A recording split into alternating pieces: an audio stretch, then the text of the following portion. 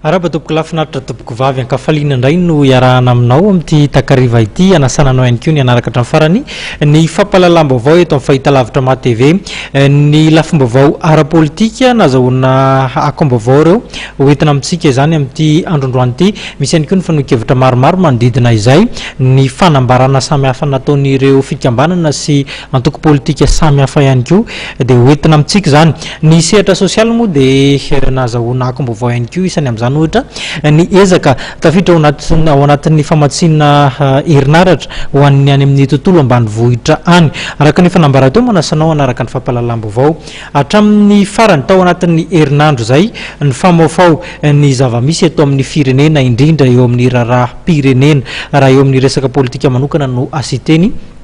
dia natana sain'ny mpanara-baovao ny fanonganana ny filoham-pirenena izay tanterahany solombavambahoaka eny amin'ny lapanatsimba zaza eny araka izany ary mandra-piandro ny fanapahan-kevitra farany izay ho raisin'ny fitsarana avy momba lalam-pandrenana na ny HCC maro ny tombatombana mandeha amin'izao fotoana izao mpanao politika ny maro ihany koa no mitondra ny tombatombany raha antsika tao anatin'ity fanadihadiana ity ny manodidina izay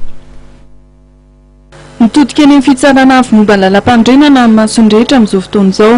ny HCC mantsy mitompo ny teny farana momba ny fangatahana fametram-pialan'ny filoham-pirenena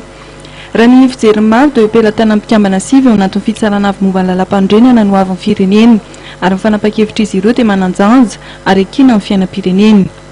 raha tsy iviny ny 7 Mey 2024 no nametraka amin'ny fitoriana ny filoham-pirenena teny anivon'ny fitsarana avy momba lalam-pandrenana ny Maro amin'ny solombavambahoaka